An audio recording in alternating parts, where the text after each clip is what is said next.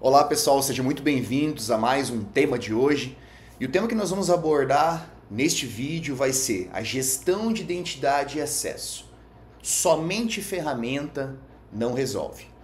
Por que eu trouxe esse tema hoje para a gente falar e causar várias reflexões em você que está me ouvindo? O primeiro ponto é que este tema que nós vamos abordar, a gestão de identidade e acesso, ela é um dos maiores riscos da cibersegurança, principalmente quando a gente fala em acesso privilegiado.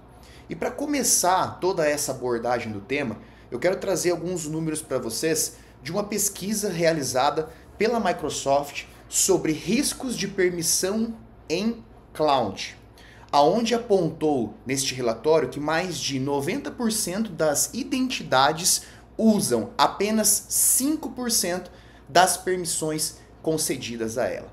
Ou seja, o número de permissões é muito grande para uma identidade que é utilizada por um usuário. E isso, obviamente, que aumenta o nosso risco de uma forma grandiosa.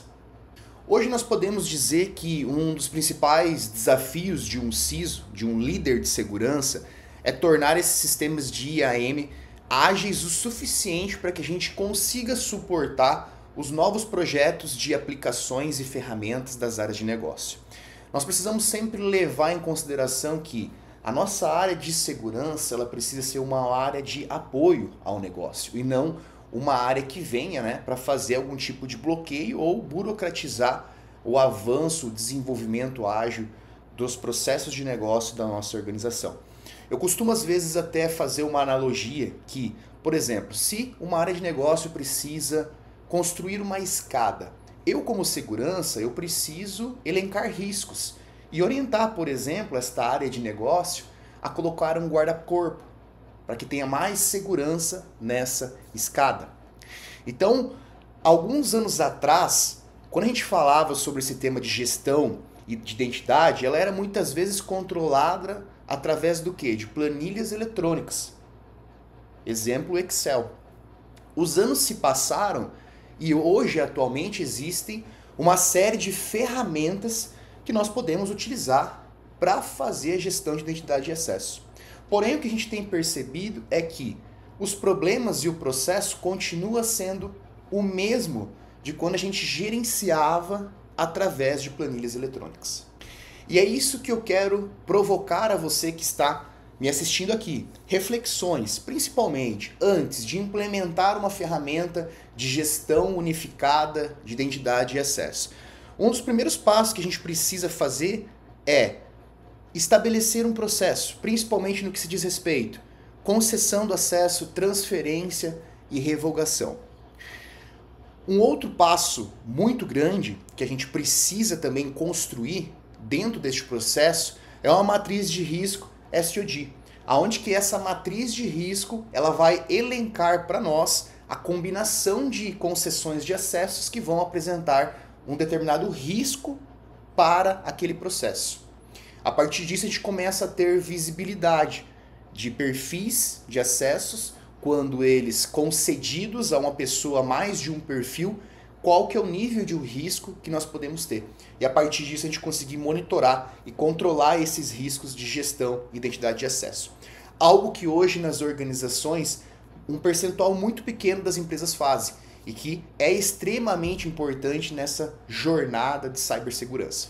Um outro grande desafio que eu tenho visto nas empresas é conseguir mapear e integrar todas as aplicações junto a um sistema de SSO, por exemplo, onde que a gente consiga centralizar a gestão de acessos em uma única plataforma. E o porquê que isso é difícil? Porque muitas vezes as áreas de negócio, elas adquiriram aplicações e ferramentas sem passar por uma avaliação, por exemplo, de uma área de cibersegurança, uma área de segurança da informação ou governança. E isso traz um risco muito grande, porque a gente não consegue ter visibilidade de todas as aplicações e essas aplicações elas acabam que todo o processo de concessão, de transferência de acesso, de revogação, fique na mão da área de negócio e assim, consequentemente, a gente perde a governança de todo esse processo. Uma palavra muito importante que eu falei aqui, transferência de acesso. Isso ocorre muito nas empresas. quando um colaborador ele é transferido de função. E o que acaba acontecendo na grande maioria dos cenários? Ele agrega novos acessos, porém os acessos antigos eles não são revogados. Então o que acaba acontecendo é que o usuário ele vai agregando cada vez mais acesso e obviamente que o risco vai se aumentando cada vez mais. Vai chegar em um estágio onde que basicamente ele já vai ter acesso a grande parte do sistema, sem condizer com a função a qual ele está habilitado a operar. Então, processos de revisões de acesso e uma matriz de risco muito bem estabelecida vão ser primordiais para que você consiga mitigar esse tipo de risco e dar visibilidade, principalmente para as áreas de governança, compliance e auditoria, para que se consiga tomar-se decisões em conjuntos e assim sendo você consiga ter uma gestão mais eficiente da identidade de acessos dessas pessoas. Mudando um pouco o rumo dessa conversa, nós precisamos falar também sobre senhas. Atualmente, somente utilizar de senhas não é mais o suficiente para a gente mitigar o risco de uma violação. Ou seja, precisamos ter um segundo fator de autenticação, o que nós chamamos aí do Multi-Factor Authentication.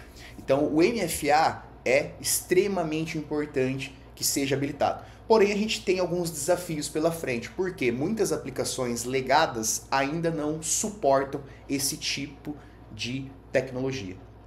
Aquelas aplicações nas quais elas permitem que você habilite um MFA para ela, deverá ser feito. O principal desafio nosso, então, é conseguir, principalmente olhando para os sistemas legados, trazerem eles para esse tipo de autenticação. A autenticação MFA ainda ela não é realidade. Por que eu falo que ela não é realidade? Porque se nós olharmos para as empresas, o MFA vai estar habilitado aonde? Naqueles dois principais sistemas críticos da empresa. Os demais, a grande maioria, não possuem o MFA. E isso, logicamente, que não diminui o seu risco. Um outro ponto muito interessante que nós precisamos trazer também, falando desse tema do MFA, é quando nós temos pessoas específicas, exemplo, C-Level, que estão fora da política do MFA. Ou seja, nós temos todos os colaboradores com a política de MFA e aí nós temos diretores, nós temos superintendentes, ou seja, o board da organização, pessoas específicas fora da política. Então, pensando que essa jornada precisa ser top-down, nós estamos olhando um pouco ao contrário de todo este cenário. O que precisa ser feito então? Colocar isso, é um risco, né? Nós precisamos colocar isso num plano e dar visibilidade, principalmente para o conselho administrativo, para que aos poucos a gente vá amadurecendo a ideia para que a gente consiga trazer essas pessoas importantes para dentro das políticas de MFA. Para finalizar, pessoal, todo esse tema de hoje, eu vou deixar aqui uma frase para reflexão a todos vocês. Quem escolhe a ferramenta é o negócio. E quem precisa tomar as decisões de risco precisa ser o negócio. Ou seja, a área de segurança ela vem para compartilhar o risco e dar alternativas seguras. Mas quem decide em aceitar o risco são as áreas de negócio. Pessoal, eu fico por aqui. Espero que vocês tenham gostado desse tema. Siga as minhas redes sociais e fique por dentro de outros temas relacionados a cibersegurança, governança e Lei Geral de Proteção de Dados. Eu fico por aqui e até a próxima.